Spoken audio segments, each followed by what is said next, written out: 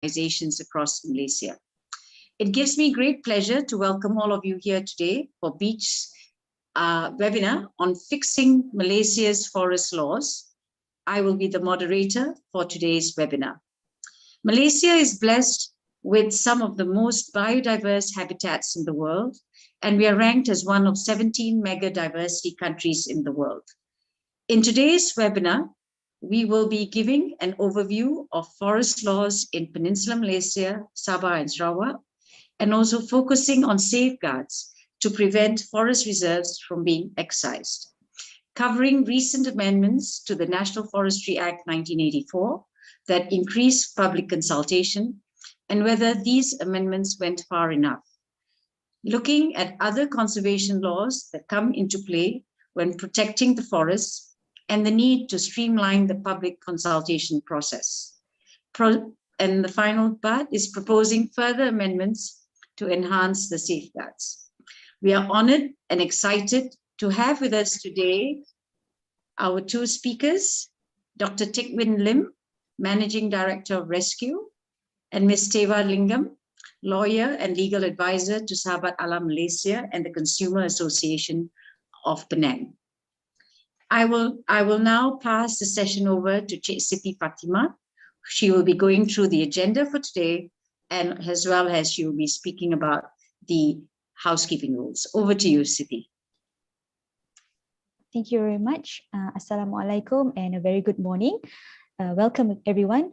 So before we start our session, I would like to run through some of the rules. So number one, please make sure that your Zoom ID follows this format: your name and state your school, institution, or organization as example. And if you're not representing any school, institution, or organization, you may just type in your name. Please be mindful that this session will be recorded. Please stay muted at all times unless there is a need to speak during the Q&A session. Use the chat functions for any questions or feedback during the presentation to avoid interruptions. You may use the raise hand icons to indicate that you would like to speak during the Q&A session. So that is all from me. Thank you for your kind attention. I will hand it back to Ms. Leela. Thank you, Siti. Dr. Teck Win Lim is our first speaker this morning. He is the Managing Director of Resource Stewardship Consultants Sdn Bhd, Rescue, a company he co-founded in 2004. Teck Win has a degree in forestry and a doctorate in conservation biology. He is an adjunct lecturer at University Malaya and at the University of Nottingham, Malaysia. He is a founding member of the Kota Damansara Community Forest Society and the Shah Alam Community Forest Society. Before we start, don't forget to type in your questions and feedback in the chat for the Q&A session after Teck Win's presentation. I will now pass the session over to Dr. Teck Win Lim. Over to you. Thank you, Leela. Good morning, everyone. Yeah, it's really nice to see some people I haven't seen for a while. Yep, from M&S, I guess that's you. And yeah, one or two others. But great to see lots of new faces. And so I'm going to keep this short. It's going to be about 20 minutes. And I'm going to assume you know a little bit about the background to forestry. But if there are any questions, I think Leela mentioned that there will be a Q&A afterwards, so we can go into that afterwards.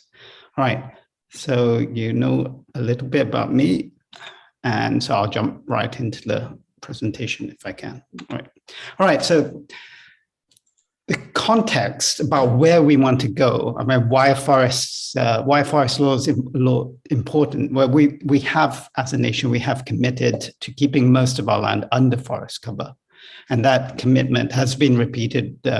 Well, it started first made in 1992 by Dr. M in his first incarnation, and repeated last year by our current administration.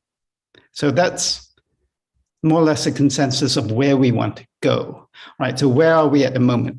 Where we are at the moment in terms of forests is a bit complicated because you get into the definition of what is a forest and what's not. But I won't go into that in too much detail unless there are questions about that. But broadly speaking, and this is following the government's own definition, we still have more than 50% of Malaysia's land area as a whole, this including Sabah and Sarawak, it's more than 50%. So it's around 55% forest. And what does that include? That includes several categories of forest. One which is kind of unambiguous forests, or places like Taman Negara, which are totally protected. And then you have other areas which are known as production forest reserves, or permanent reserve forests for commercial purposes. You've got different terms in Sabah, Sarawak, and Peninsula, but generally speaking, they are referred to as the permanent forest estate. And that it comprises about 40% of Malaysia's total land area. The balance of the forest is known as state land forest, and that's forest which has not been reserved. And so the government maybe has plans to develop it, or maybe it has, there are areas under native customary rights, which also maybe plan to develop it. You know, it might, it's not really safe. So the challenge is to bring that, this number up to above 50%. And then we will be kind of like, or at least on one level, we're going to be safe in terms of having secured 50% of our land area in perpetuity for forest cover. And so how do we do that? How do we get from this 40% to 50%? We have been going on the right trajectory. However, there are some issues. But before I go there, let's talk a bit about the legal framework, which says what is, you know, what's a permanent forest or not. And that the laws regarding forest reserve, they stretch back more than 100 years to the colonial period. And there have been different laws, and there are different laws in all the different states, because forests have and remain under the jurisdiction of the individual state government. So even though we have this national federal policy towards forest protection as a whole, that the implementation of that policy depends on the state governments. Now, in terms of coordinating forest management, there were several enactments made on a federal level. This is the Federated Malay States Forest Enactment. And in 1984, there was this National Forestry Act created passed by Parliament. And then in 1985, that act was adopted by the various states in Peninsular Malaysia. So it's only when this federal act is adopted by the states can it be enforced in the states. So the key act in most states in Peninsula, well, in all the states in Peninsular Malaysia, is this National Forestry Act and the state adoption enactment that takes this federal act and more or less turns it into a state act. Right. So what does that act do in terms of protecting the forest? Well, it empowers the state to create something that is normally known as a forest reserve.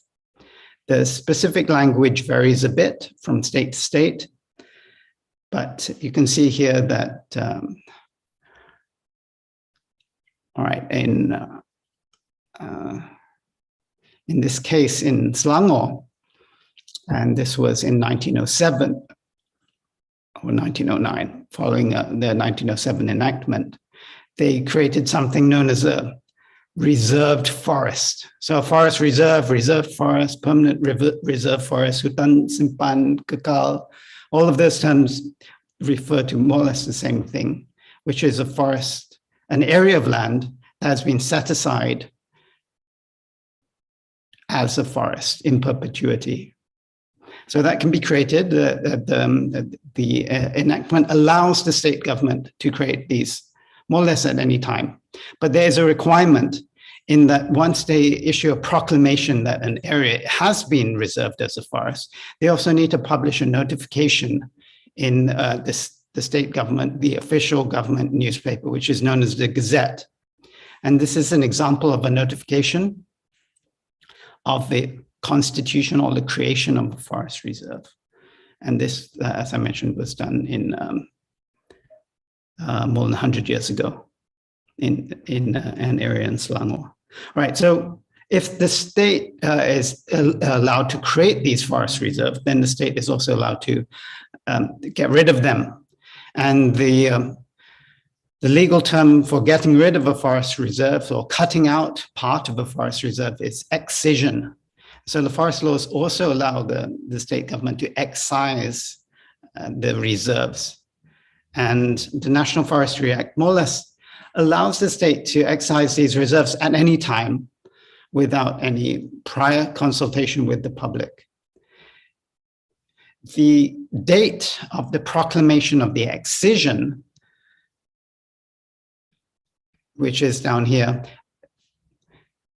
only comes in force when it is when the notification has been published in the Gazette. And if you look at the bottom, at the top right here is the 12th of August.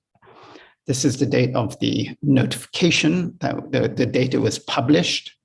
And down here is the date of the proclamation, the date that the instrument was signed, the original document was signed. And this is the guy who signed it. So this is one case from, fairly famous case from Selangor last August, that the Kuala Langat Utara Forest Reserve, most of it was excised. And this notification came out in August. Now, there are a couple of issues. One is that when the notification came out, hardly anyone knew about it. That's because even though they call it a publication and a notification that's published, the publication well, it does come out in hard copy, and the hard copies, some of them are in the library, in National Library and State Library, but they're very hard to find and not terribly well organized. And so they are available online, but they're behind a paywall, which is quite a steep subscription fee. So you can't like subscribe for a week or a day. You have to pay 1,500 ringgit if you want to get access to these documents. And not surprising, hardly anyone bothers because it's not terribly exciting reading most of the time. So you end up with this information being hidden, except for a very small number who have these subscriptions. And I point out that even most of the Wakil Rakyat, even most of the EXCO, they don't have access. Yeah, it's kind of ridiculous, but yeah, this is a huge issue. And the second issue is that the notification about the excision is often published after the fact. And so the only time the public would hear about it is when it's too late. You know, the forest reserve has already been excised. Now, one exception, well, there are a couple of exceptions, but one exception is in the state of Selangor, which in 2011 adopted an amendment to the National Forestry Act. And that amendment required that a public inquiry be held prior to excision. And the rules for that public inquiry were published in 2014. So that was good in the sense that, you know, it gave the public some warning that the government planned to excise an area. And that meant that if the public wanted to oppose the excision, they can, and they did in the case of Kuala Langat Utara. However, that's not, it was, unfortunately, it was not really quite enough. The public inquiry, some people criticize it for being just a rubber stamp. The feeling was that the government had already made its decision to excise the area. And sure enough, the government, despite holding the public inquiry and despite, I think, more than 40,000 people signing a petition against the excision, the government just went ahead and excised the area anyway. Now, what was even more disturbing about the fact that the public hearing, the public inquiry was not heeded, is the fact that the State Assembly itself was ignored. In the case of Kuala Utara, this guy, YB Najwan, he put a motion, a resolution, to say that we should protect all of the forest reserves in Selangor. And that was passed unanimously by the State Assembly. And yet, the state executive just said, well, you know, that's not legally binding. It was just a guidance. And they ignored the guidance anyway, and they went ahead. The point was that the resolution did not attempt to amend the enactment. It just made a kind of a policy statement rather than an amendment to the enactment to require or to prevent the excision of forest reserves. In fact, there's only one state in Malaysia where the State Assembly has the power over forest reserves, and that's in Sabah. And in 1984, Sabah had passed an enactment so that any change, whether it be an addition or an excision to the permanent forest state in Sabah, any change would require the prior approval by a majority of the State Assembly. So that kind of like raises the question of why can't we do that in Peninsular Malaysia as well? And maybe that would be the solution. So I've been looking into that, and I've looked at different options around the world, and there seems to be one procedure that is adopted in several places, which, in order to put it in place in Malaysia, would be fairly simple. We just insert a minor addition into the existing National Forestry Act.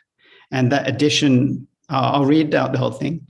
It says, all right, it's basically, it will come after saying that, you know, that the state has the power to excise forest reserves. And then this is the addition. It says, provided that such a notification, that's a notification, shall not be published in the Gazette unless a draft of the notification has been laid before the State Assembly and approved by the resolution of the State Assembly. So what that would mean is that if the executive had a plan like they did in say, Kuala Langat Utara, they wanted to get rid of that forest reserve, they would need to go through the whole process, hold a public inquiry, and then after that, they would, if they decide that they still want to go ahead, then they should place this notification, the one I showed you earlier, saying that the reserve has been excised. They should place that before the assembly, and then someone, presumably EXCO itself, would move a motion, a resolution to get this assembly to agree. And only if the assembly agrees would it then be published in the Gazette. Okay, so that the specific amendment in the National Forestry Act would be under Section 13. In Sarawak, Sarawak has not adopted the National Forestry Act. They have their own, just like in Sabah, they have their own forest law, and that's the Sarawak Forest Ordinance 2015. But it's in terms of the provisions for excision, it's very similar. And so it would just, you could use exactly the same language and come up with this addition. Right, so what would the benefits of this amendment be? Well, it should be obvious from what presented earlier that it would increase the transparency of the current administration and improve the accountability.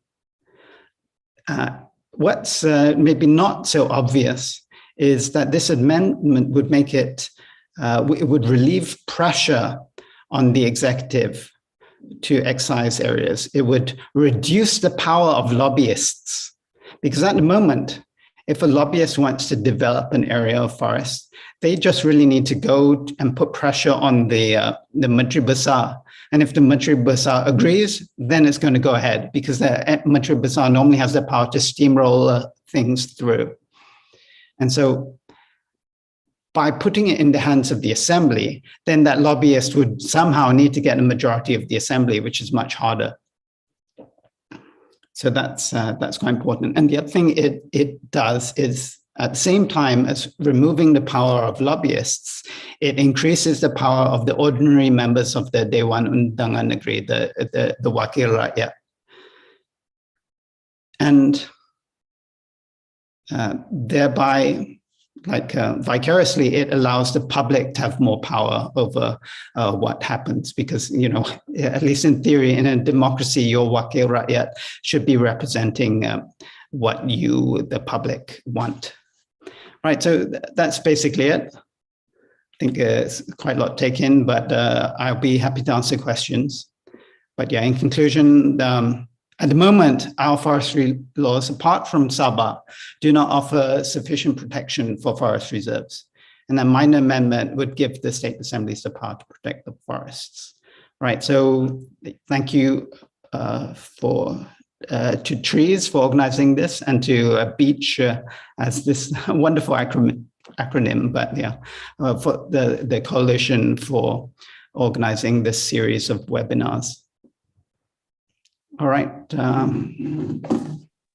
Thank you, Teck Win. I think we haven't had any questions posted on the chat yet. Does anyone have any questions? Or I'll start it off. Teck Win, you was talking about the Gazette, right? When the Gazette is produced, does it also provide a map showing the exact location and size of the gazetted or de-gazetted forest reserve?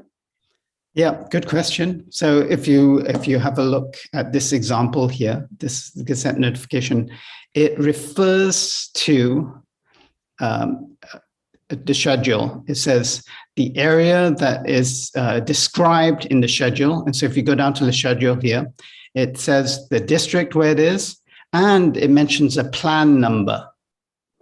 And so the plan number refers to a Gazette plan. But if you want to see that plan, you need to go to the survey department. And again, this is not online.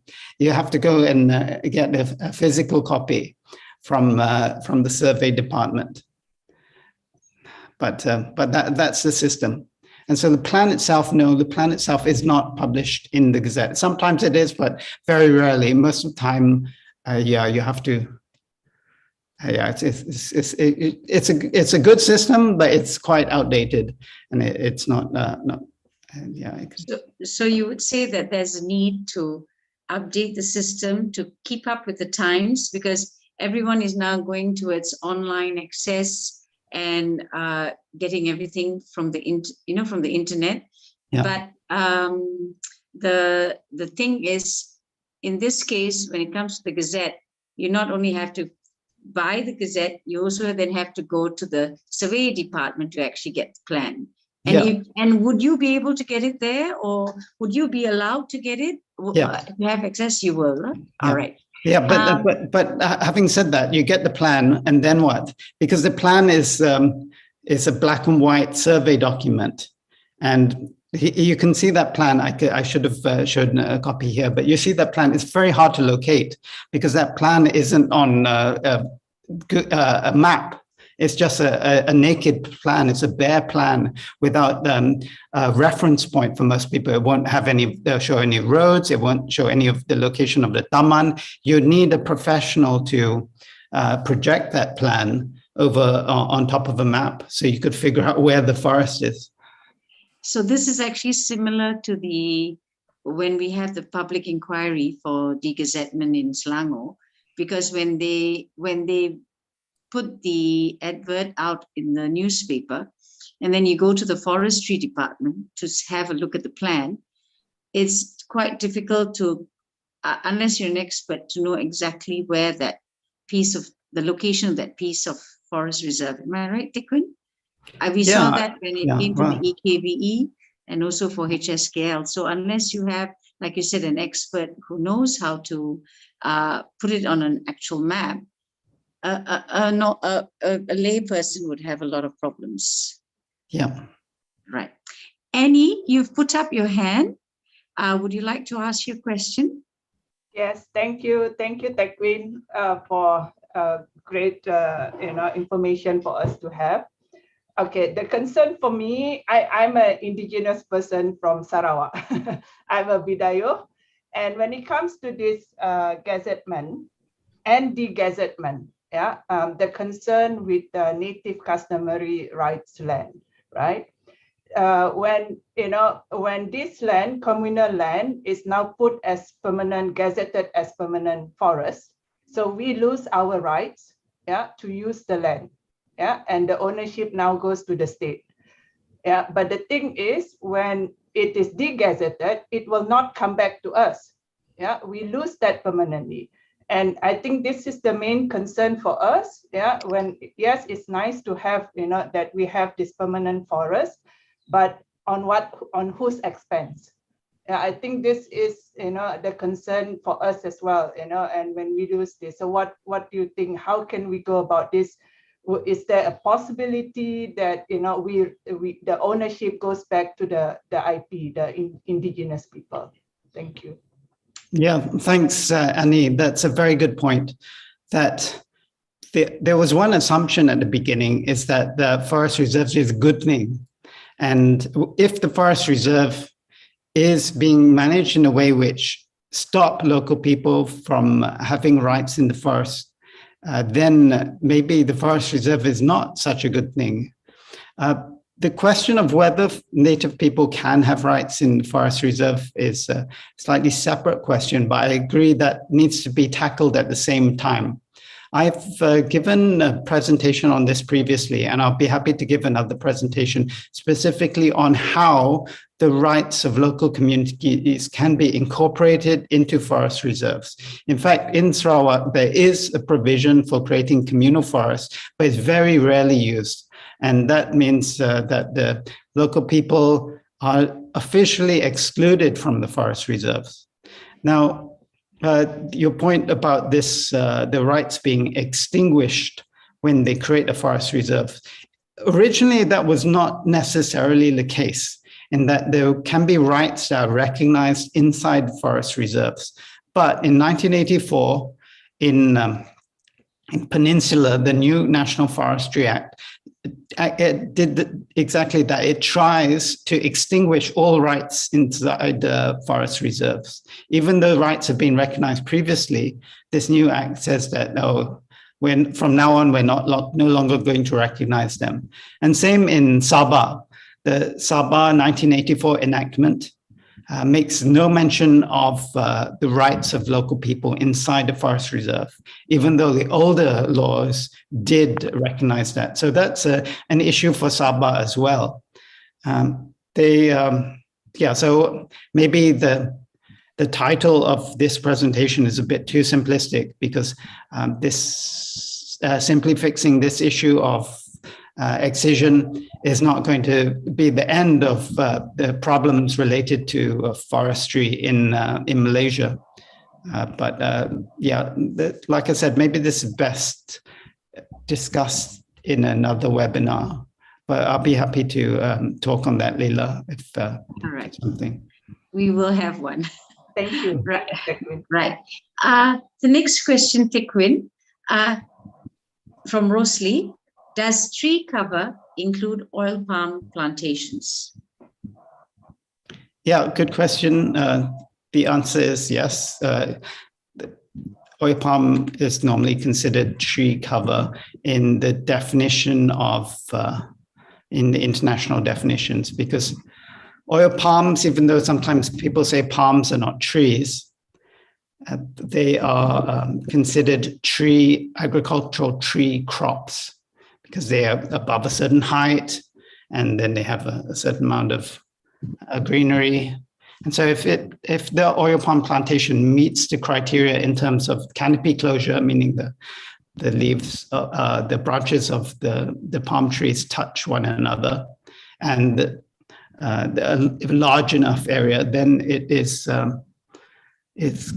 could even be considered forest, unless if it is being harvested for its oil.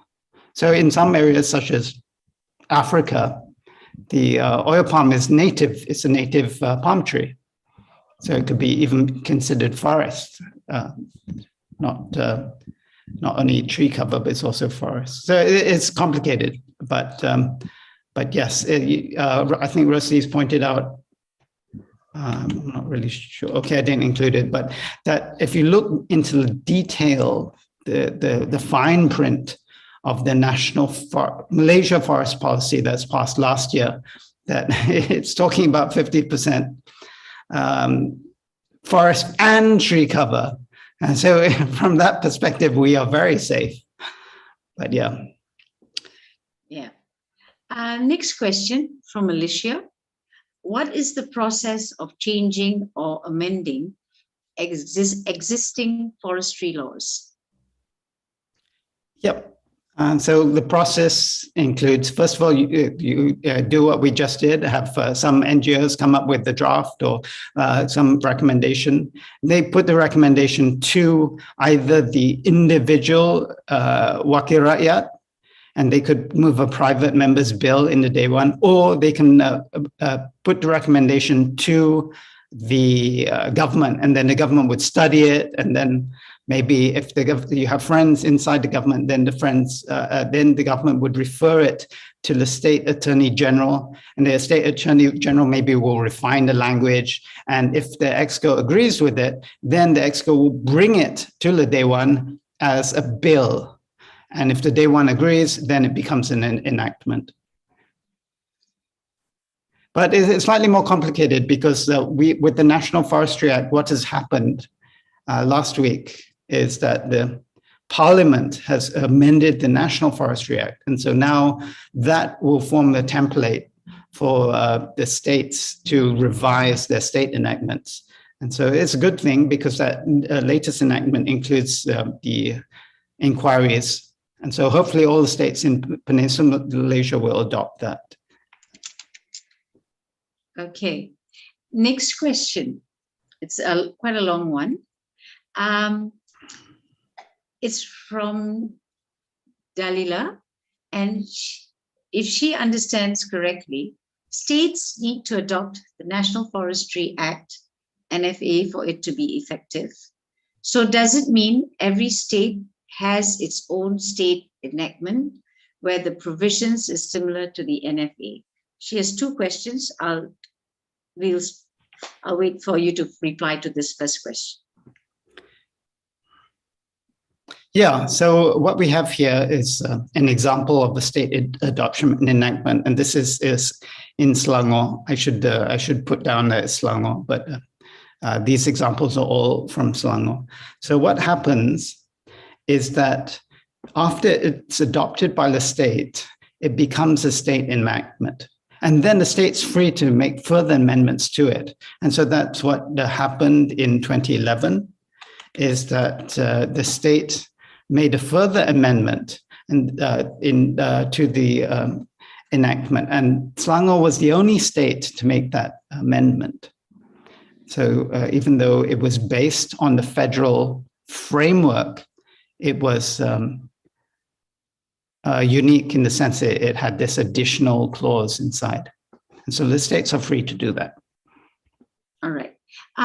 There are quite a number of questions, but I think we need to let Teva start her next session. So I'll let you. I'll ask the second question, and then the rest of the questions we can answer them in the open Q&A after Teva's session. Is that okay, Tikwin?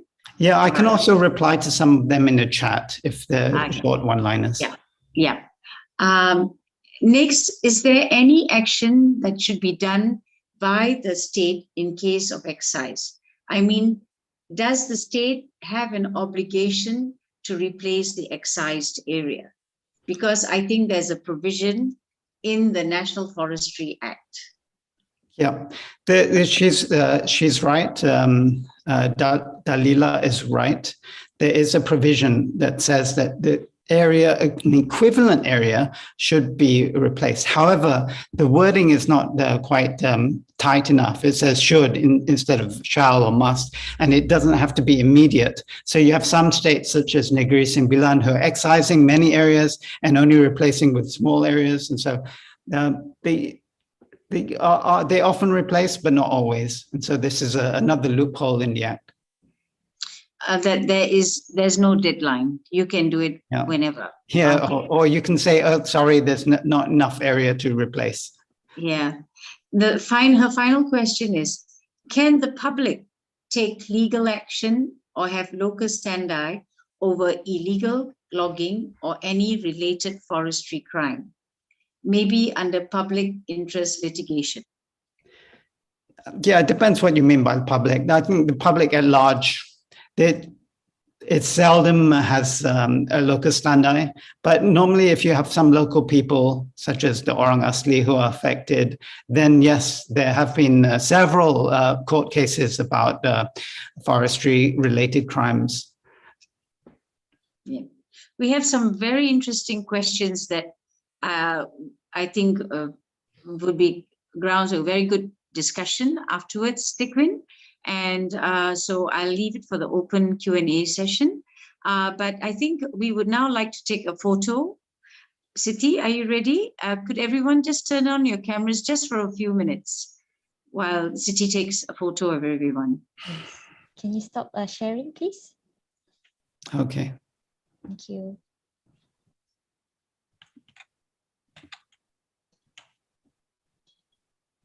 Okay.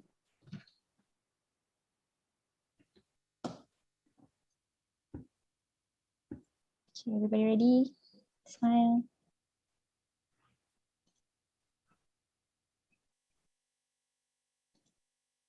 Nice to see Leela and Teva. Hi, nice to see you, Annie, again. And your lovely balcony view. Yes, very pretty actually. Thank you. Yes. Thank you. The hardiest plant that I can put in my pot, easy to take care, bougainvillea. So. Yes. Okay, thank you, everyone. Thank you, everyone. Okay, we will now, thank you so much, Tikwin, for a very insightful discussion, and we hope to continue it with both you and Teva in the open Q&A session later. And thank you, everyone, for all those wonderful questions.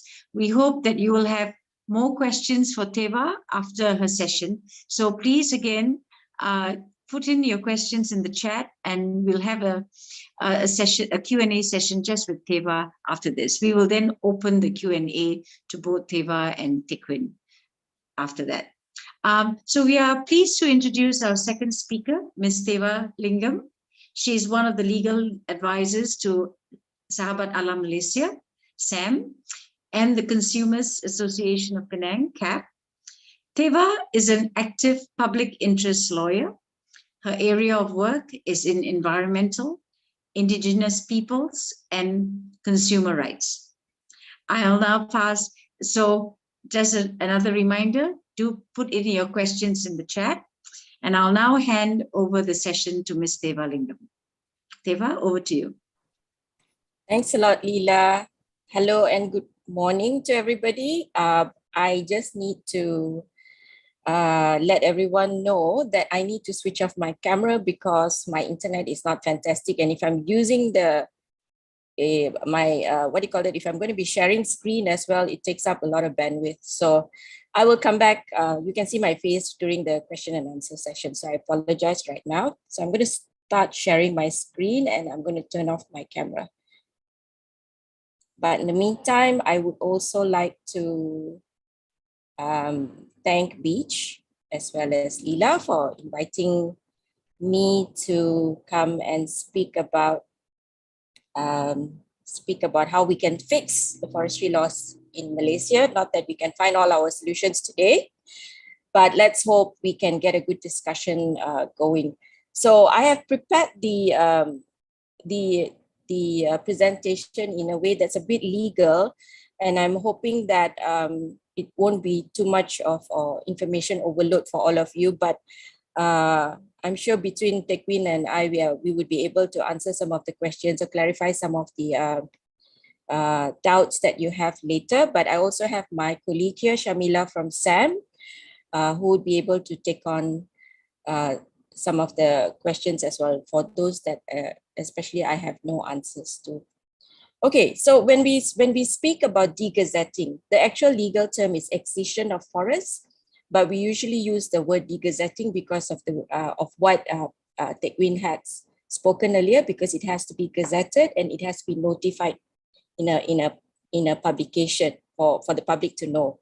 All right, so when once a forest is degazetted, now we have to consider that the forest is gone forever. So the moment it comes out in a publication that says, look, this area is no longer going to be forest, and we have published it, that forest is actually gone, even though nothing has happened on the forest itself yet.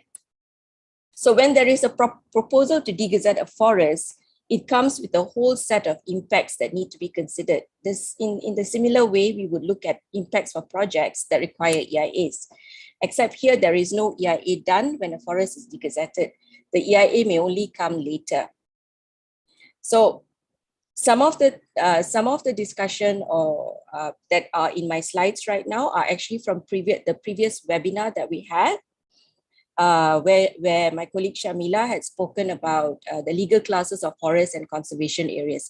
So I don't know what is, whether you're all very familiar with the forestry laws in Malaysia and the 3 regions, but I will just go through them very, very briefly, and we can have we can speak a bit more later.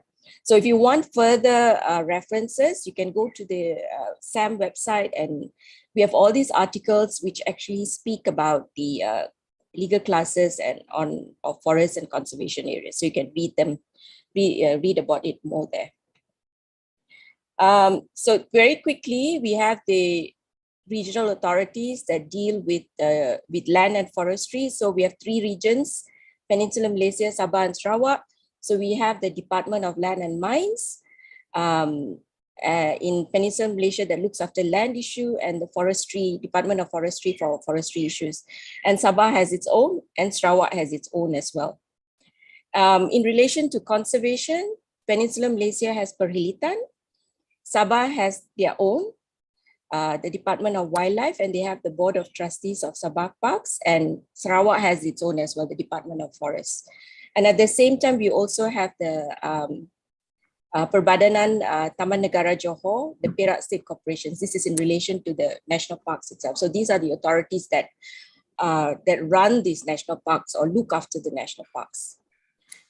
I'm not going to go into this in detail, but this is a bit of the history of forestry law and policy in Malaysia. You can read it later. Now, the broad classes of forests that we have, we have 3 types. One is that forests that have not been reserved. Now, these are known as state land forests, and the authority is the land, is the land department, Lands and Survey Department.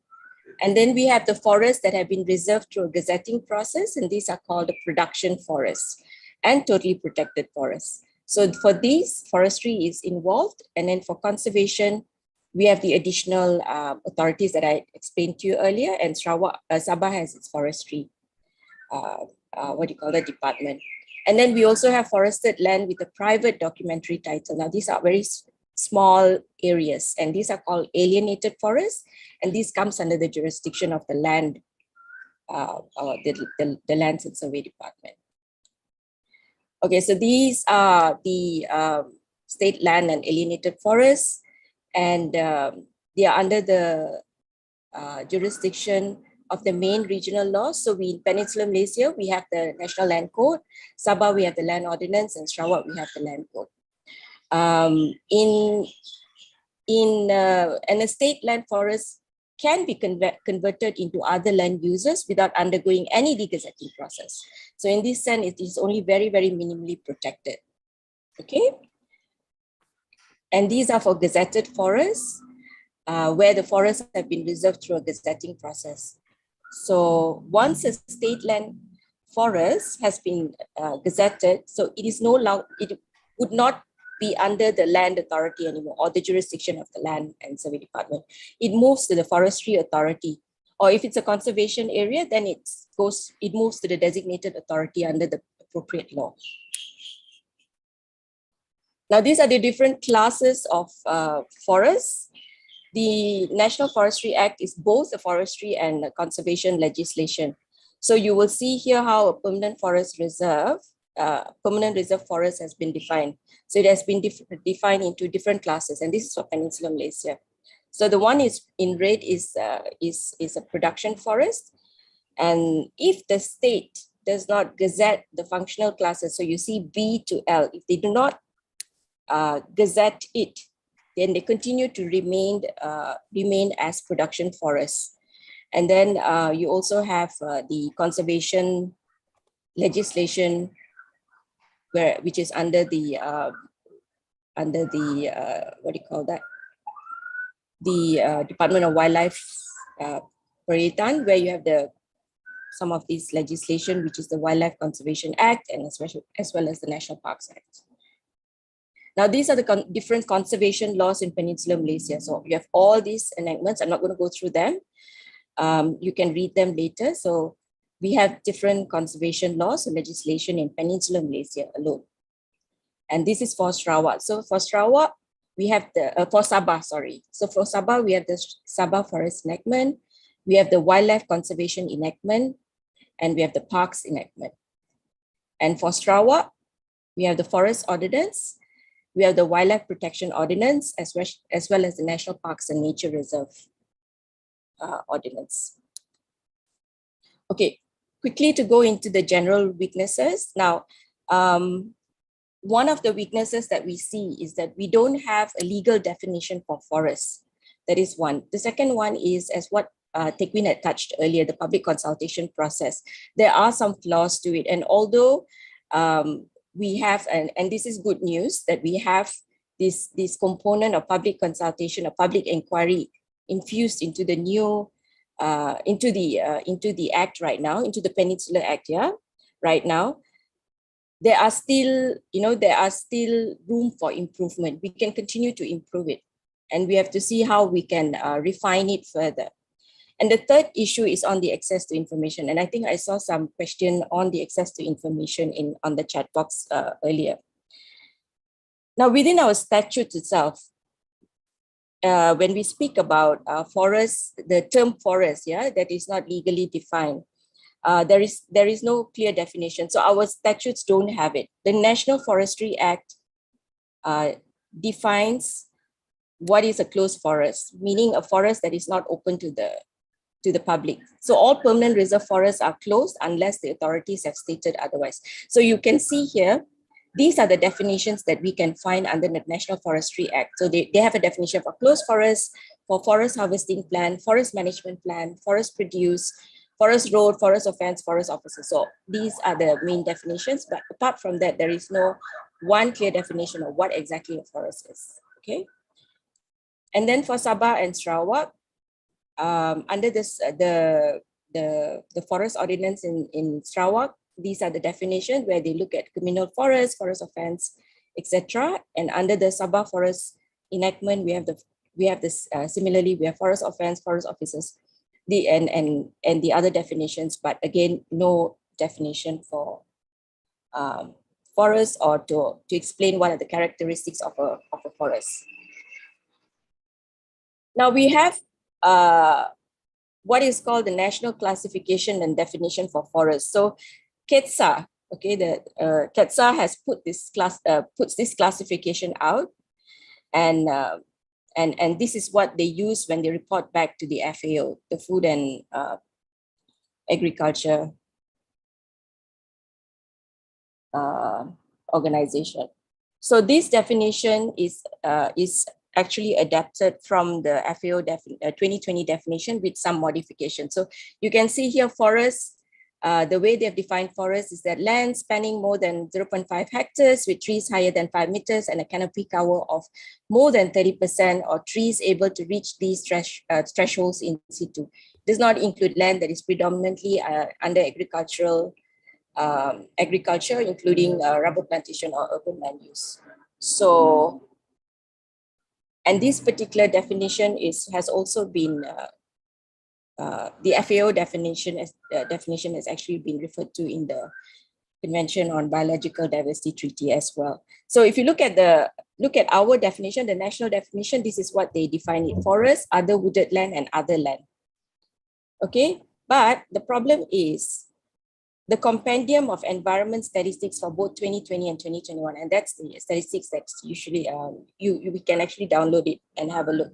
They continue to use the 10% canopy cover, not the 30%. So there seems to be some inconsistency with what is reported internationally and what actually we use in our statistics. But maybe Tekwin would be able to explain this further. So as far as we know right now, there is no proper definition, and whether we need a legal definition or not is subject to discussion, and we can discuss this later. So on the public consultation process, now this is, generally we actually applaud this inclusion in the new amendment into the federal legislation.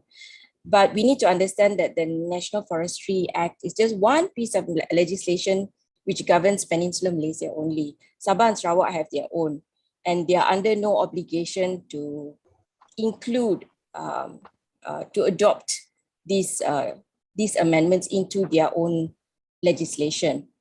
Actually the conservation legislation in Peninsular Malaysia, okay, the laws that I had explained earlier, they do not legally require any public consultation process. So as raised by Annie earlier, on the issue of the losses of rights by indigenous communities. So if an Orang Asli is actually living in the area where they have customary rights that will be excised as a conservation area, they need not be consulted, okay? So there is no requirement for them to be consulted. Are you happy? We are going to excise this for conservation area. I know you may have some rights, but but we're not going to consult you, okay? And that is how it goes.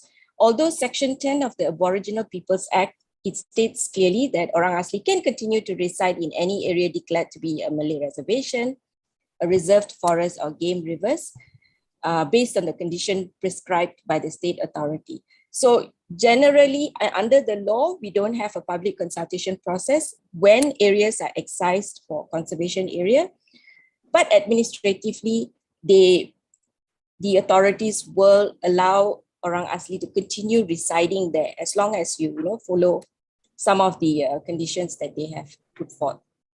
So the point I'm making here is there is really no meaningful consultation process in relation to when it comes to conservation laws. So in Sarawak as well, prior to any excision of forests for creation of national parks, they have to give notice to the Orang Asal to extinguish their native customary rights. Again, it's just notice. You just need to give notice. Look, we are going to take this area and you may have rights on this area because we want to create a national park. So if you have any rights on it, you have to come and let us know. So it's a 60-day period notice. And if particular communities have rights to the land, then they have to put in their claim saying that, listen, I have rights here. So this is not a consultation process on whether can we extinguish or not, can we take this area or not, can we have a discussion on it, why we need to extinguish it. This is merely an exercise by the state calling affected communities to come forward to receive their compensation. Okay, that means basically they will establish whether you have rights on it and how much you would be losing and how much compensation we are going to pay for. So if the orang asli actually wants to challenge the whole extinguishment process or the excision, then they have to go to court to challenge this exercise, right?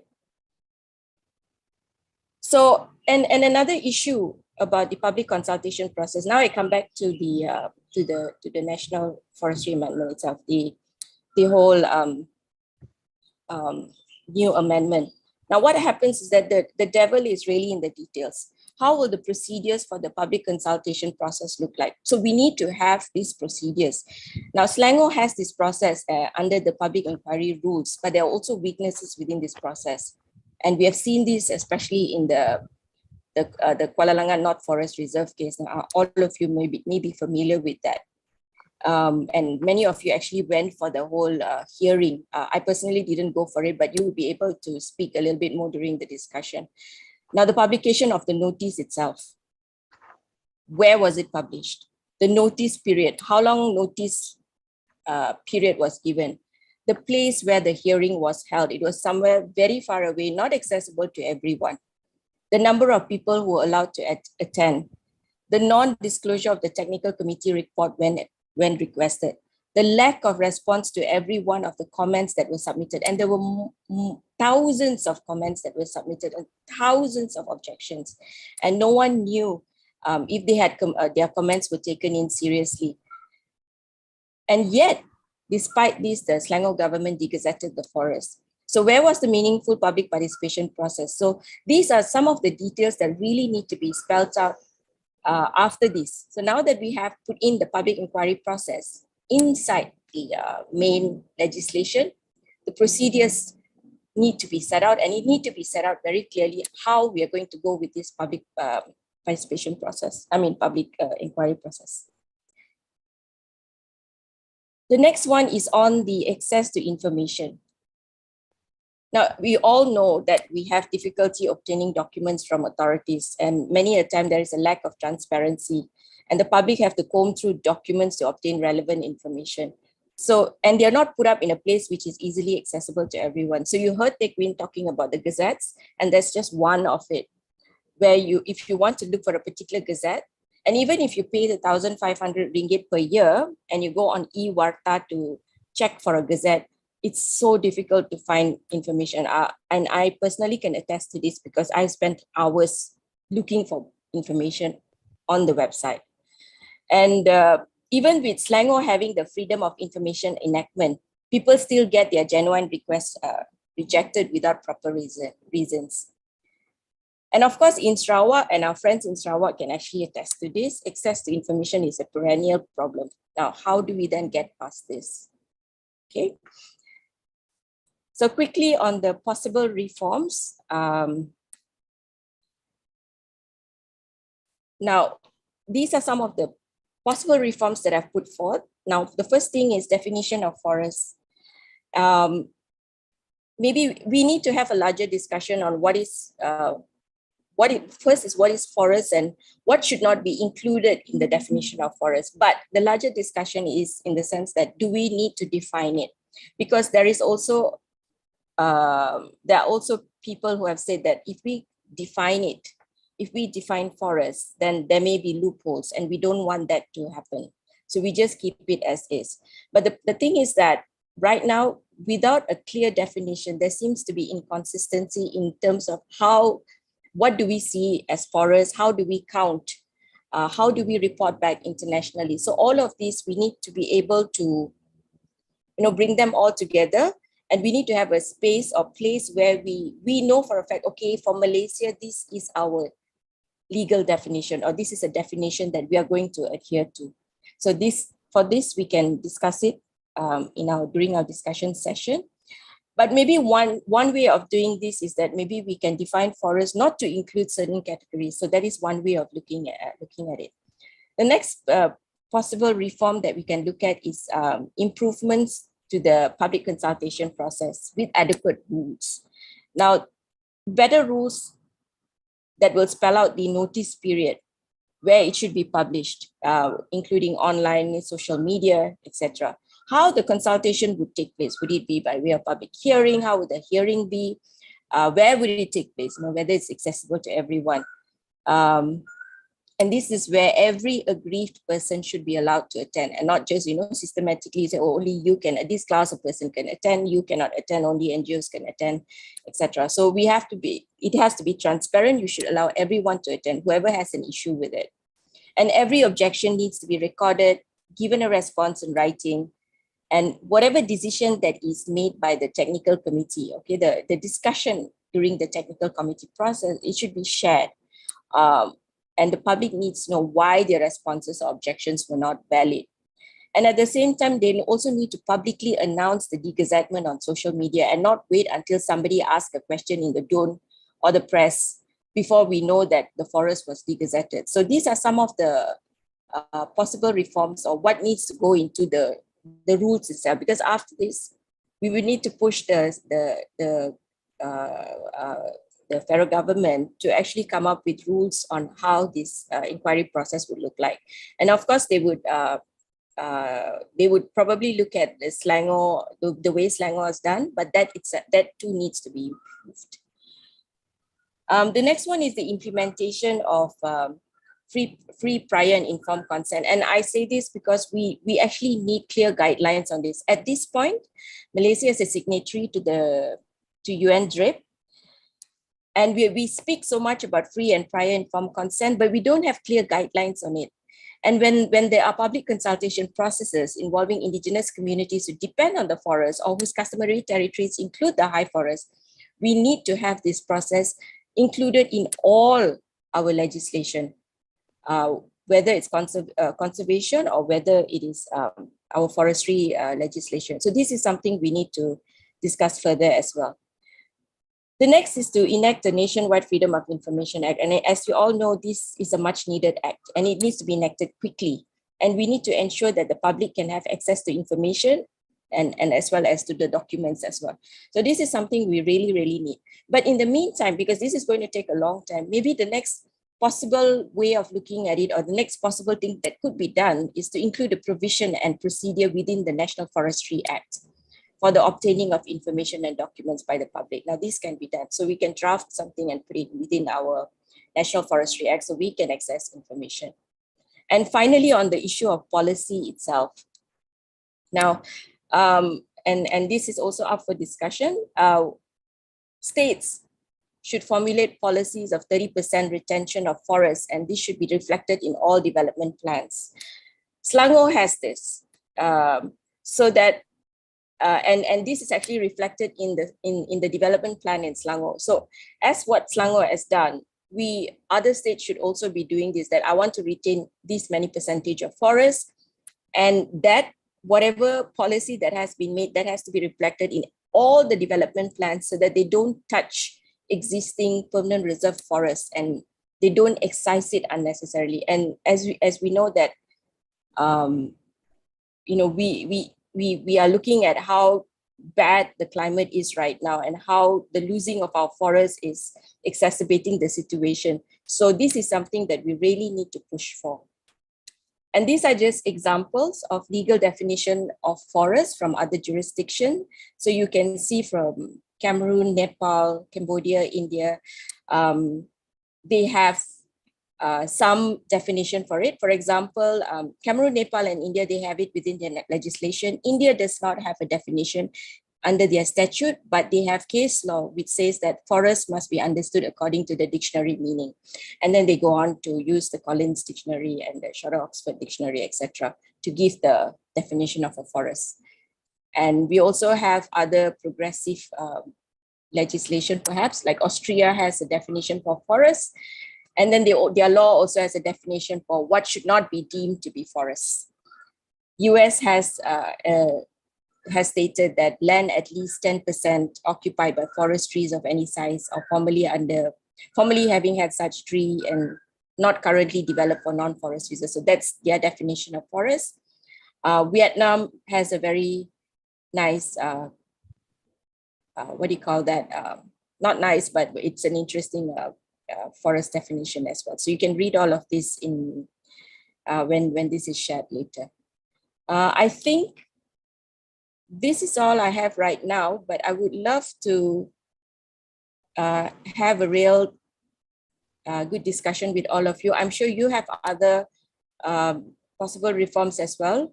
And yep, that's about it from me. So let's have a good discussion after this. Thank you so much. Thank you, Teva. We have a question from Sunita from you. And just a minute.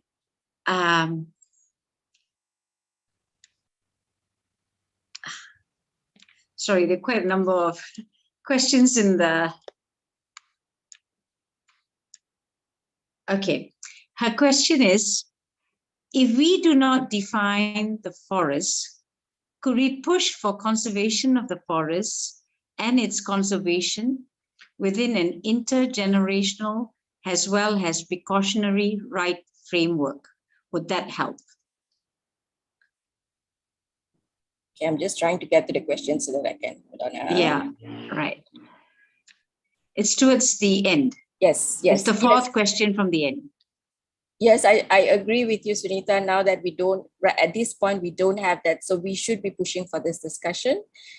And it should be on a precautionary right framework as well.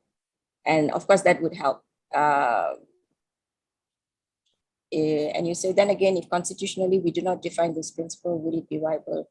That's fine. I mean, even if it's not in the constitution, if we can at least have it as a policy, or we have it something concretely stated somewhere that this is what we are going to, this is our definition of forest, and this is what we are using, that would be helpful as a start. But I personally feel, I think it needs to be defined further, at least legally defined within a particular framework, and this should be within the legislation if we can do it. So the first step is to start this discussion. Right. Any questions, anyone?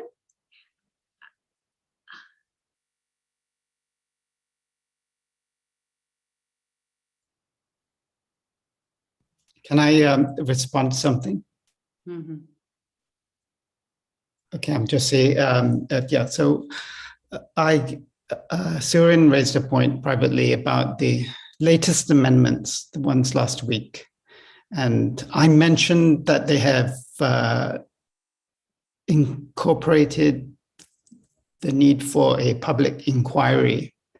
There was intervention by Miss, trying to scroll to see it. Yeah, by Miss Noor Husnita, who I think she's with the Attorney General's Chamber, which is great. And so she says that the amendments include the need for state authority to identify an area of land that's equal or bigger than land to be excised, and to replace the land as a permanent reserve forest. So this is great news, and of course it's valid, that the amendments tighten up that area, that aspect of the National Forestry Act framework regarding replacement. And so that's an important point. Yeah. Yes. Thank you. Yes, that was actually very interesting. To be I know it was a very good info. From before the state authority excise any land from. Oh, okay. Right. But Noha Husnita, if I could just ask, is there a timeline given? Because that was one of the things that Tequin had identified, that one, there's no, we don't really enforce it. And I mean, there's no enforcement to the about when it should be replaced. And I was just wondering whether you could provide a bit more information about the timeline for this to happen.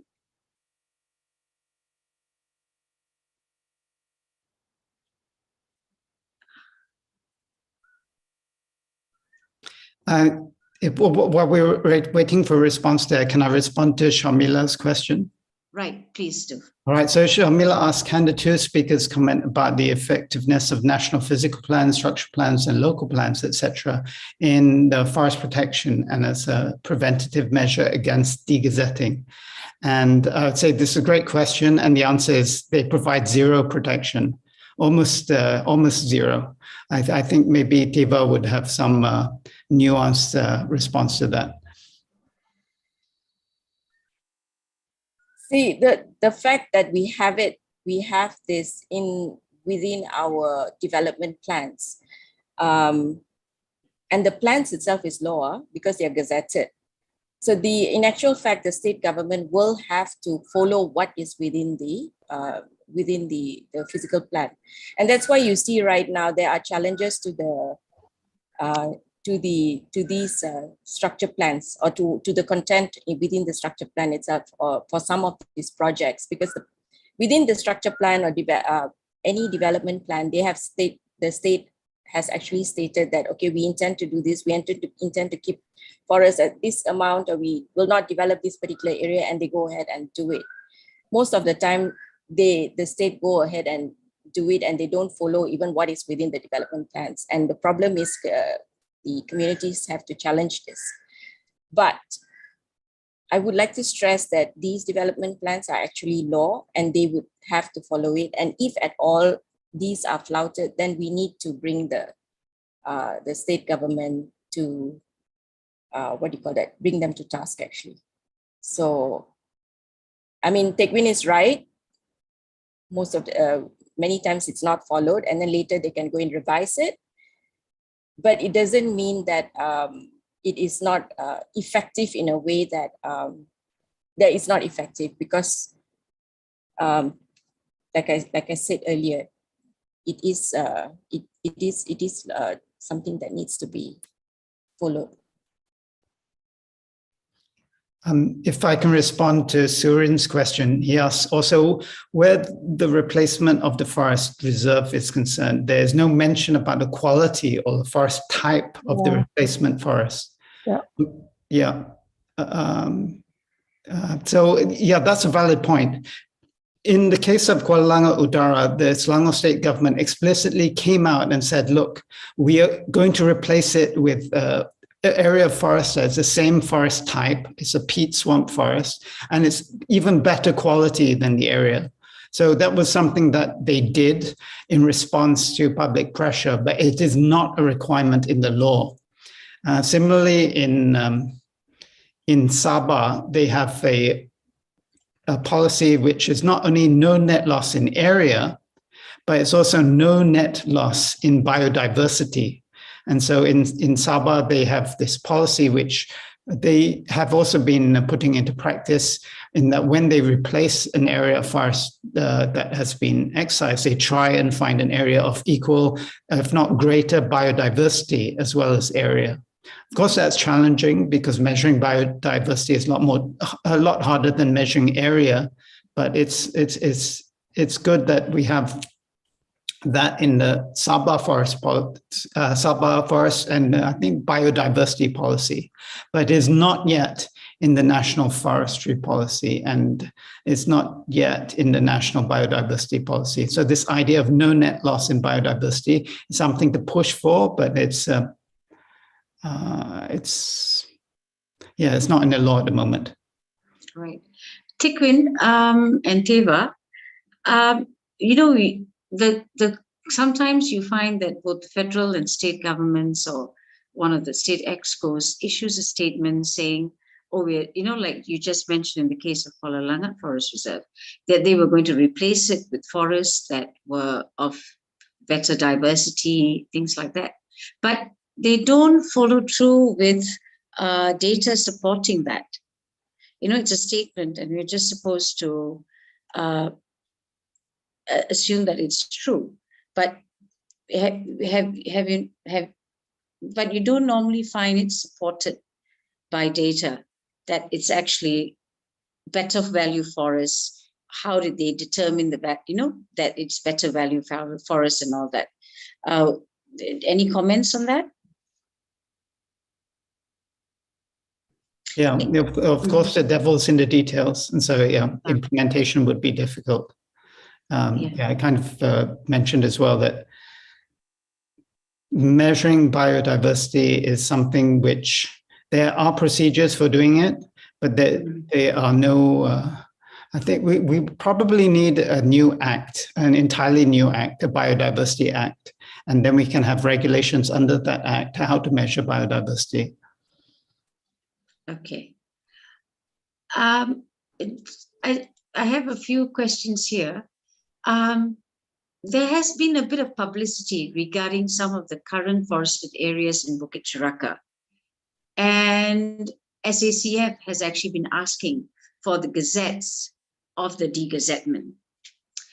Is it possible, just out of curiosity, so far, I believe they've not been able to see the gazettes. So is it possible for the state government to develop that forested area without showing proof of a gazette that it has actually been degazetted? They can go ahead and develop it. Or after all, they have been doing it all this while, isn't it? So it is actually for us to challenge this and to push the state government to show us where exactly is the gazette and why are you doing this without proper procedures. So I think within the Bukit Cheraka area is pretty unique actually, because while much of the area continues to be forest, we have seen development happening all around it without without any notification for degazettement or proper degazettement process. And I think Tequin will be able to speak to this as well. Yeah. Leila, can I point out in the chat that that Ms. Noor Husnita has responded? Oh, okay. That's great.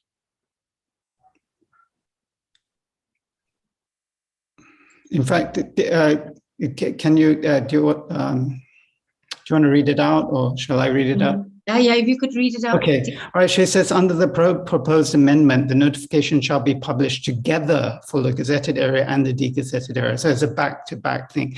Therefore, it become mandatory for the state authority to replace the excised PRF. So that's really encouraging. So the interesting thing now will be whether all of the states adopt this amendment. I think they will, but yeah. So it does close some of the loopholes.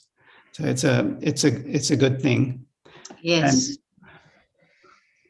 go ahead. But related to that, I mean, Rosalie points out the same issue that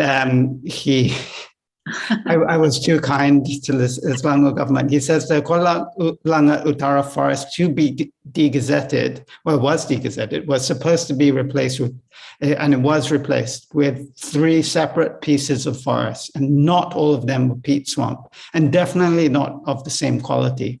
And the fact is that 3 separate forests are not the same as one solid piece of forest, because fragmentation becomes an issue, which of course is a valid point.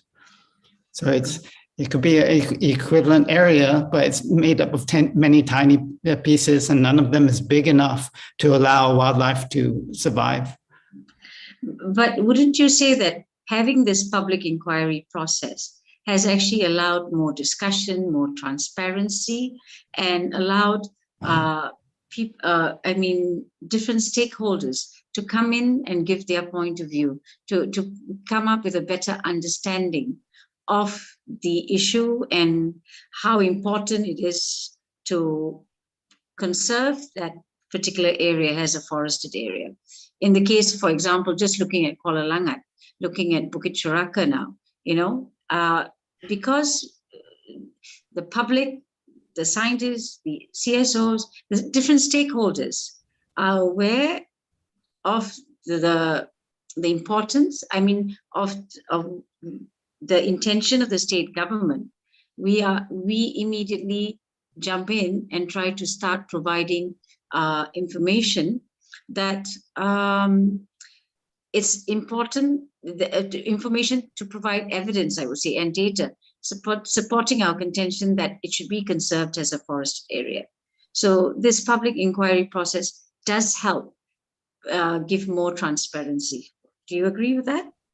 Yeah, and this actually relates to a comment by Dalila Amir. She says that it's public about the role of the public reaction in influencing the state. And so, yeah, absolutely,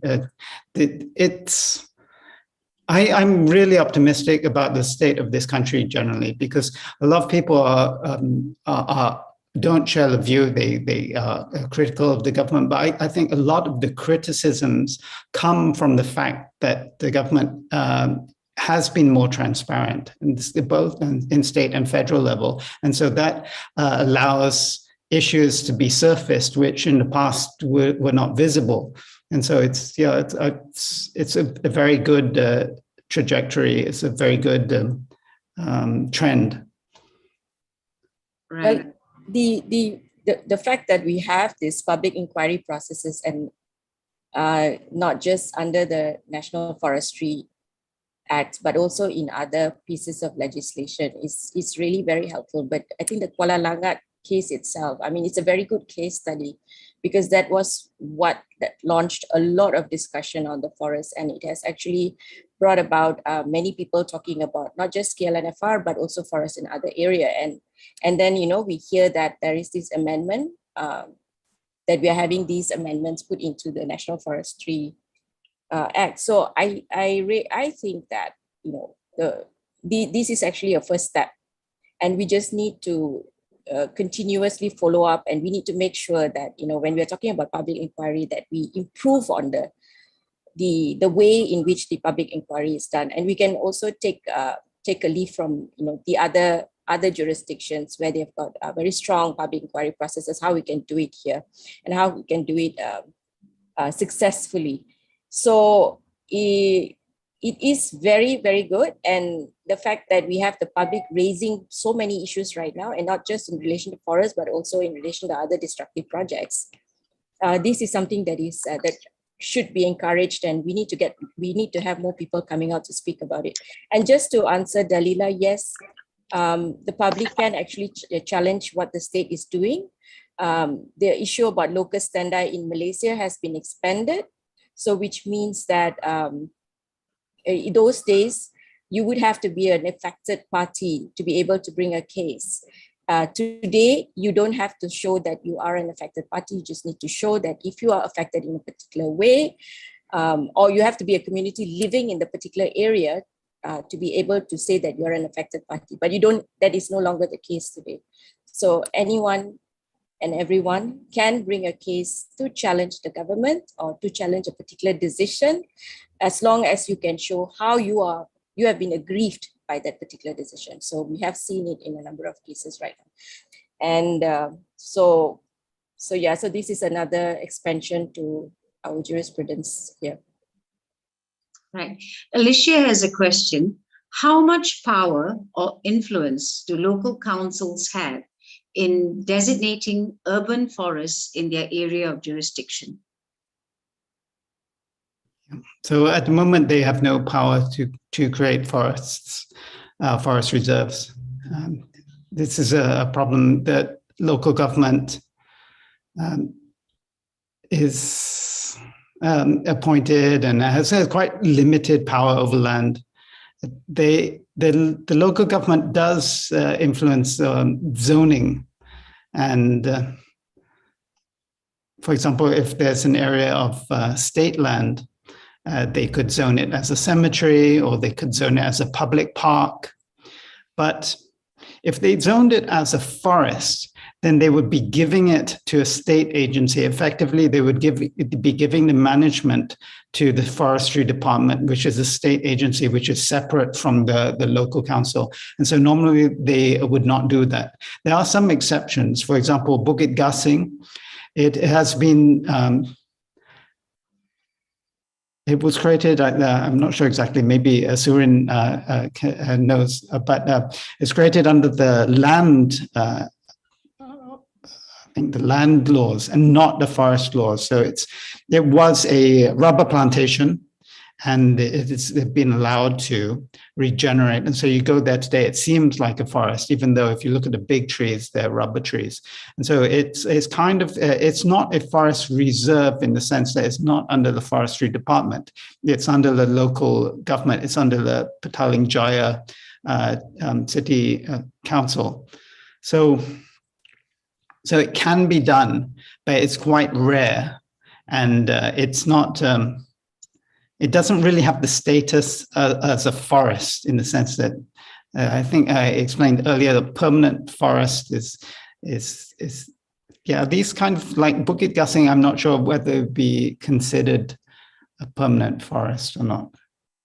I mean, maybe it's considered a protected area. Again, maybe Surin can help me out there, but it's very rare for local councils to create a forest or an urban forest. Yeah, there's no mindset, there's no provision in the law for that.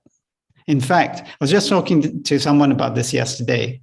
If the local council leaves an area and doesn't cut the grass, then, or if you have an area of land under a local council and the people there are not cutting the grass, then they can be fined, because there are bylaws that says you're not allowed to let an area run wild inside a municipal area.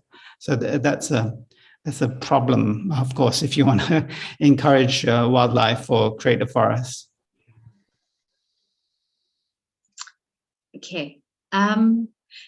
Just looking at the public inquiry process, there are, of course, some, we would say, restrictions in the sense that whenever you have the degazettement of the forest, comments are usually limited to people living in that particular district, as we saw in Kuala Langat. And of course, we're very happy that CSOs were also allowed to send in their comments.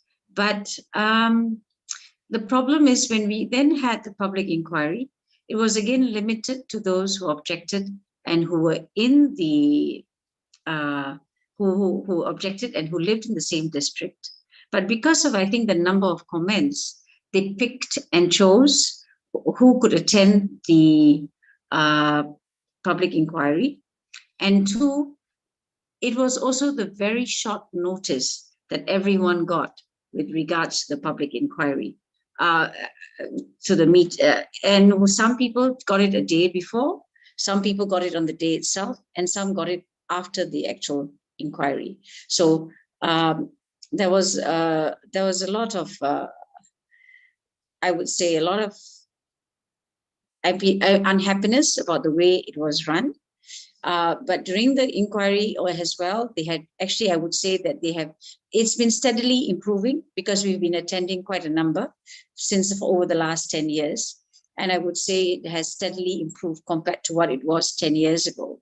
And even people's comments, I mean, people commenting has improved, because when we did the EKVE about 10 years ago, about 8 years ago, it was very difficult to get people to sign the petition saying, do not have the EKVE cut through the Ampang Taman Rimba for Ampang Forest Reserve.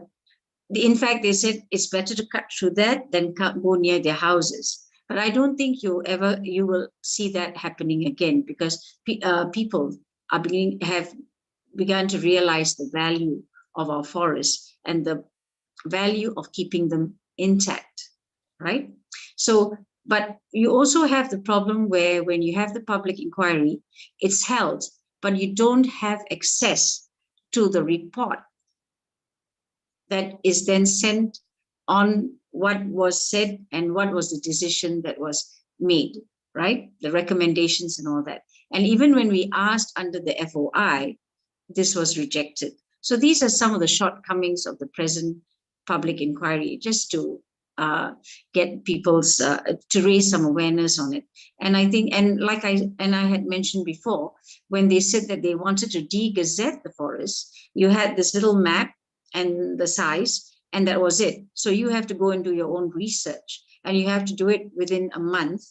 And you can't actually go into the forest during that session, during that time, to actually do some, to do your survey, to find out how the importance of the forest. If you're lucky, there was some work that was done previously, right? So it's great that we have a public inquiry process, but it needs to be improved on, so that when the decision is made, it is based on full disclosure. It's that everyone gets to understand what it's going to be used for, and also why they think that it is of a better value to have it for maybe for a mixed development project rather than keeping it intact as a forest reserve.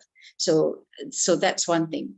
The next question is that just to ask you both, Tikwit and Teva, there have also been projects of national interest that in the end they go through the forest reserves. For example, the East Klang Valley Expressway, the EKVE, and you also have the National Transmission Energy, the energy lines by TNB. Now, how does that work for them to go through forest reserves, like the transmission lines and all that? Yeah, there are quite a few good points there. I'm not sure if we have time to address them, but so things like roads and electricity transmission, they are, it creates something called right of way. I think Teva can explain it in more detail, but it doesn't require excision. So the area kind of automatically overlaps the forest reserve. The land is still a forest reserve. It's just that it now has a road or a pylon going through it. So yes, and as a result, it doesn't need to go through the excision process or the inquiry process. So yeah, it's another loophole at the moment. Teva, would you like to add to it? No, I've got nothing to add to that, but I think what Tekwin has said, the right of way, because that is actually allowed under the law. Can I go back to your earlier point about the problems with the inquiry? I would say that one problem is the fact that they require the notice to be published in a newspaper, which is good, but the newspaper can be like a hard copy newspaper, a dead tree version, and so people wouldn't find out about it unless they buy the newspaper, and then someone maybe takes a snap and shares it on WhatsApp or on social media. So that's not ideal. Ideally, it should be. Like if the Gazette were made freely available, then they could just put it in the Gazette, or they could require to be put on a website. But it shows that at the moment, the government is not making full use of the internet, and that creates a lot of problems in terms of transparency. Maybe they should follow how DOE does. DOE publishes all the EIA, right? So this is one of the ways GETSA should be putting up all the notices, these Gazette notification, and notices calling for. Right. Comments. Teva, I would like to ask, when it comes to, forest reserves, I mean, forested land, it might not be a forest reserve, but it's a forested area. Is there, and it's near a housing area, for example, just looking at Perdana Heights and Restu Mantak, for example, wouldn't there be a requirement that the EIA that was produced needs to be commented on by the residents of the community of the area bordering that piece of land? I think currently the EIA is, it's undergoing a process of, improvements right now. But currently, as we know, we have the Schedule 1 and Schedule 2, right? Right. Those that fall under one schedule does not require public participation, although they can provide it. But so if it comes under that, then there is no necessity for there to be a public consultation. How do they process. determine that?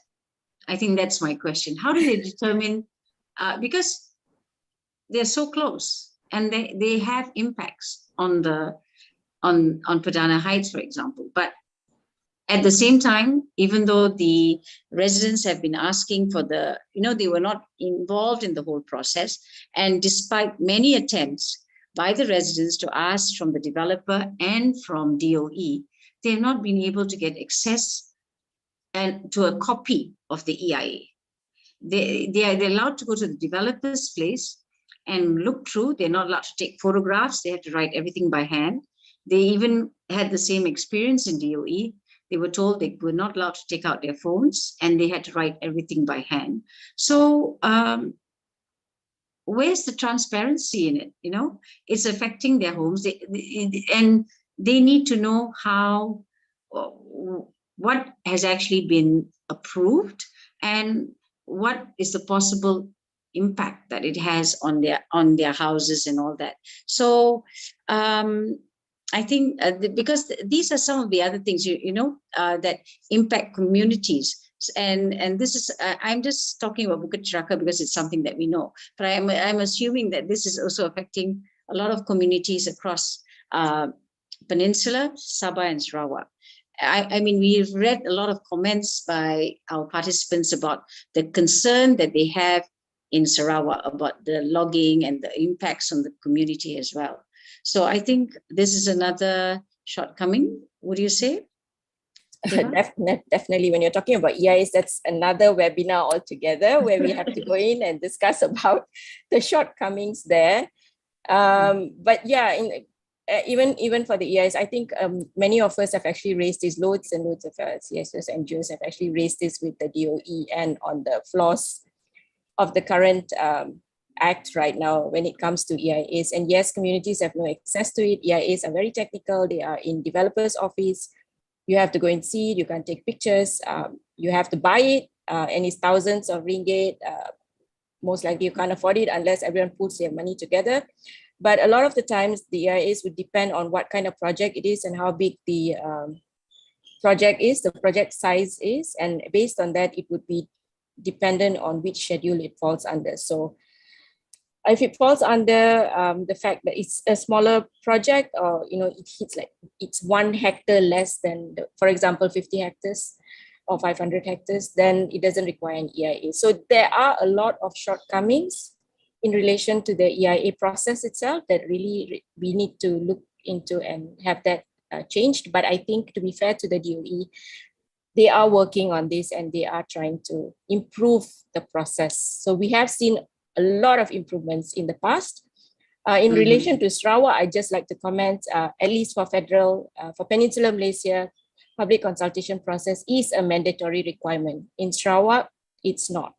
So, and I think it's a little bit worse in Sarawak because as I've told you, and I'm sure my colleagues from Sarawak here, got Simon and Celine and all, will be able to speak and say that trying to get information out of the state authorities, you can write like 100 letters and you probably get 1 letter maybe in 2 years response back. So forget about getting information freely. And also when you want to take part in the EIA process, by the time you want to comment on it, the project's already done. So you only get get access to some of these documents after it has been approved or after the project has started. So it's very, very difficult. But that is something that we need to work on, baby steps with Sarawak. So our friends in Sarawak may be able to tell us what we can do further. Right. They are just going back on the EIA just for a minute. Is there any provision where the residents can question the decision by the DOE not to put it under the schedule that allows for public comments? They can ask, but then the law is quite clear actually, depending on, because they follow exactly what is within the guide. I mean, within the what do you call that?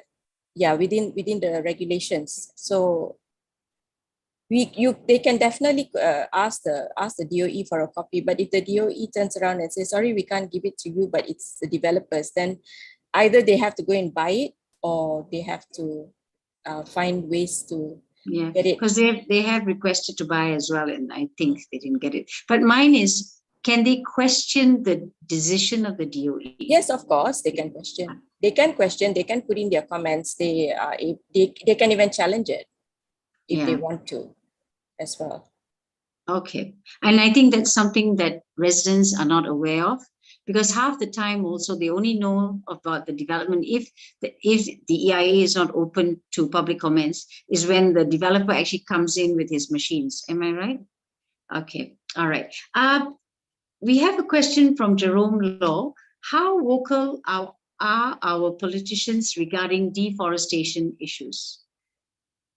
And his comment was, maybe we can invite people like YB Elizabeth for future webinars. But how vocal are? Tekwin or Teva?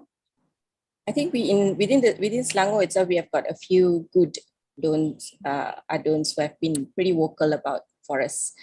What would also be important is that not all our not all our representatives are familiar with the laws or familiar with the process itself in relation to forestry laws or forestry governance. So I think what would be important is that we have regular conversations with them, especially the experts, and we've got quite a few experts here itself to set up meetings with them and to speak to them and to kind of make them aware that this is how the process is, this is the law, these are the documents, etc., so that they are able to raise follow-up questions within the DUN or within Parliament itself. So I think these are important steps that we need to take as CSOs as well. So so we have some good people who would be able to raise this.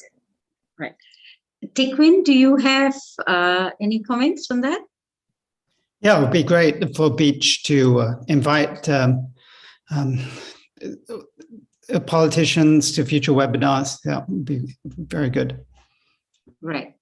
I just want to add, maybe the other process is that you can also prepare questions to be given to your local representatives to raise them during the sittings, whether at the State Assembly sittings or even in Parliament. So prepare these questions in Bahasa and give it to them so that they can, you can get information through this process as well. Surin makes a good point. With the general elections coming up, we should ask politicians and political parties what's their stand on deforestation. So in the past, we've had some kind of green voters initiative, and I hope Beach could organize a series for the upcoming elections. Right. I'll be talking about what we intend to do as Beach after this, but and it's something it also covers what Surin has just said as well. Sunita has a question. How aligned is our species conservation with the Forestry Act? Are we anywhere near a Species Conservation Act? Yeah, so we have a Wildlife Conservation Act, which Peninsular Malaysia and Sabah and Sarawak also have wildlife legislation, but all of the wildlife legislation is separate from the forestry legislation. There's nothing in the wildlife legislation that stops a forest reserve from being excised. Okay. How about the conservation of the species? You know, who actually looks after the wildlife in a forest reserve then? Yeah, so they're completely separate.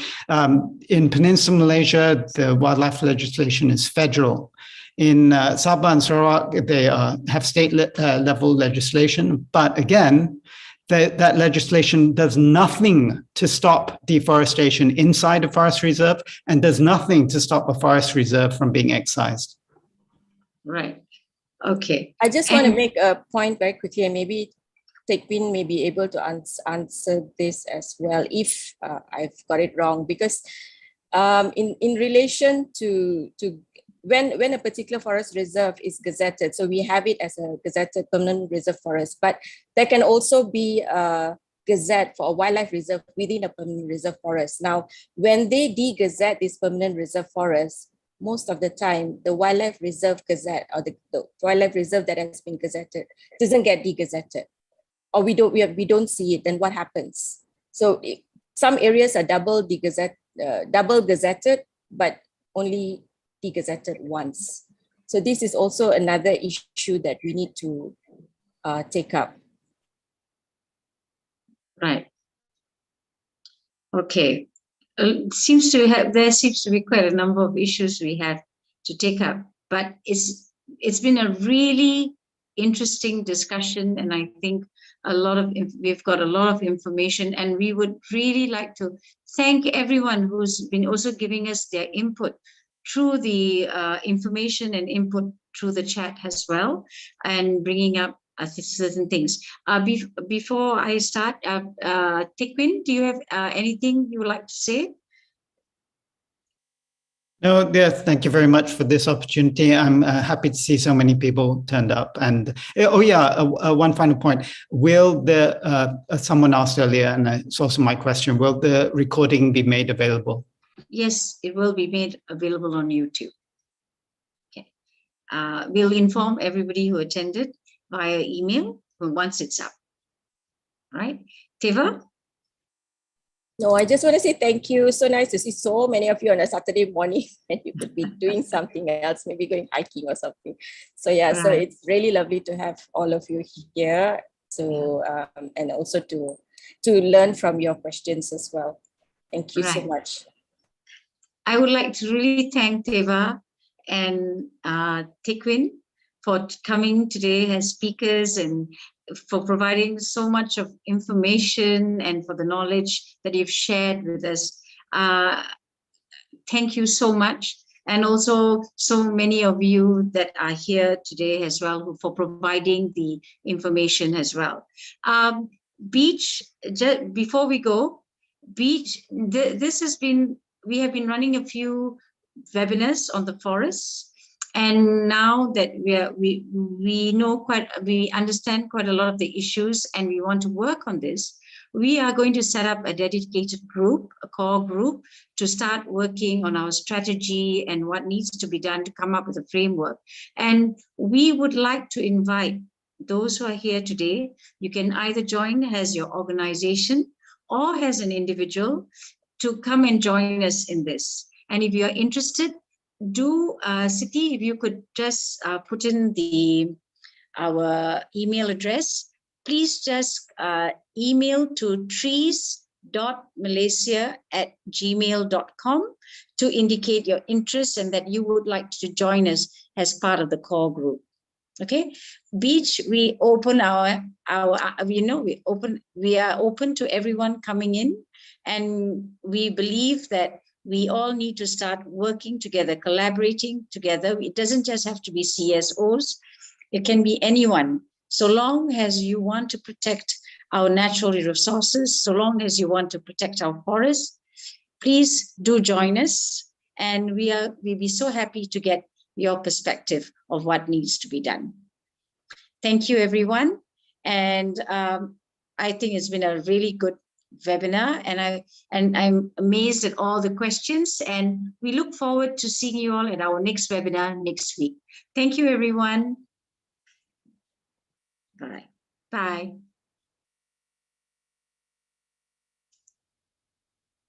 Have a nice day, everyone. Bye.